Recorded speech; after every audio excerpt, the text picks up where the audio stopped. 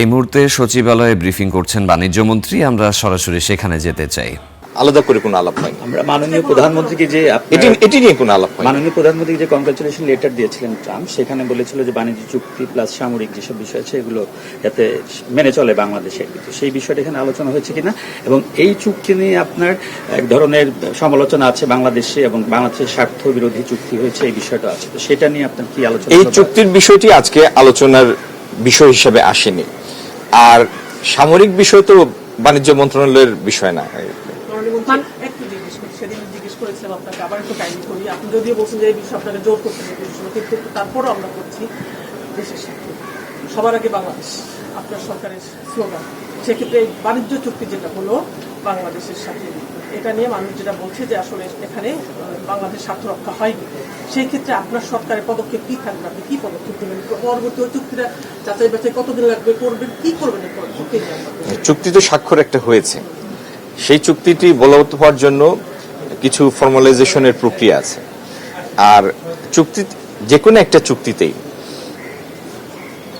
সাধারণভাবে আমি বলছি, যে কোনো একটা চুক্তিতে দুটো পক্ষ থাকে এবং দুই পক্ষেরই কিছু চাওয়া থাকে।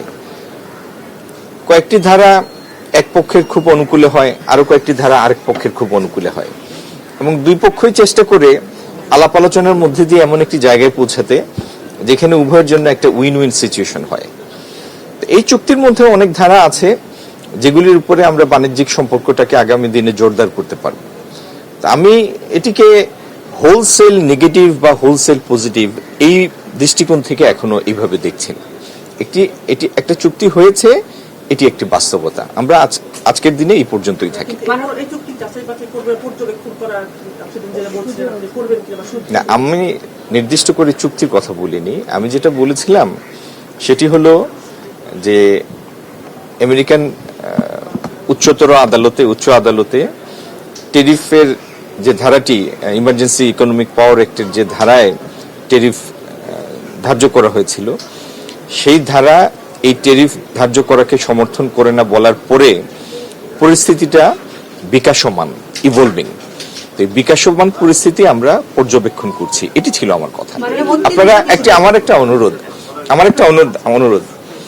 আমার সাথে যে কথাগুলি হয় আপনারা তো সবাই রেকর্ড করেন, তাই না? সুতরাং পত্রিকায় লেখার আগে রেকর্ডটা বাজিয়ে যেটি বলেছি সেই কথাটা লিখলেই হয়, আর কোনো কথা থাকে। জি,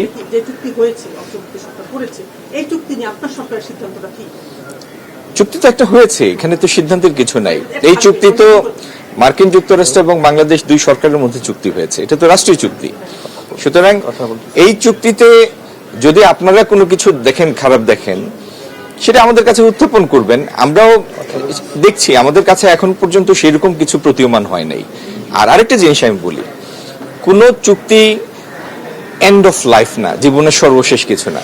প্রত্যেকটা চুক্তিতে সেলফ কেয়ারিং এর জন্য তার নিজস্ব কিছু ধারা থাকে, এবং সেখানে তো এরকম যদি কোনোদিন আমাদের কাছে কিছু প্রতীয়মান হয় যে এই ধারাটার সংযোজন, বিয়োজন, পরিবর্তন দরকার, সেখানে ফার্দার নেগোসিয়েশনের স্কোপ তো সবসময় রয়েছে। এজন্য আমার অনুরোধ হচ্ছে, এটি নিয়ে এত উদ্বিগ্ন হবেন না দয়া করে। আমি যতটুকু বলেছি ততটুকুই বলেছি। হ্যাঁ,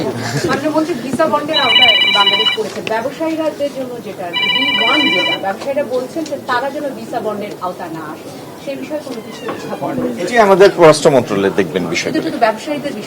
হ্যাঁ, কিন্তু এটি নিয়ে কাজ করবে পররাষ্ট্র মন্ত্রণালয়। ঠিক আছে, আমরা তো সবসময় অনুরোধ করব যেন আমাদের ব্যবসায়ীরা, বিনিয়োগকারীরা এবং তাদের দেশের ব্যবসায়ীরা, বিনিয়োগকারীরা যেন স্বচ্ছন্দে সহজভাবে দুই দেশে আসা যাওয়া করতে পারে। এটির মধ্যে যেন কোনো প্রতিবন্ধকতা সৃষ্টি না হয়, এটির অনুরোধ তো আমাদের সবসময় থাকবে। আজকেও কি অনুরোধ? না, এই নিয়ে আলাপ হয়নি আজকে। হ্যাঁ, সেটা তারা নিশ্চিত করেছেন যে তারা নতুন সরকারের সাথে কাজ করতে চান।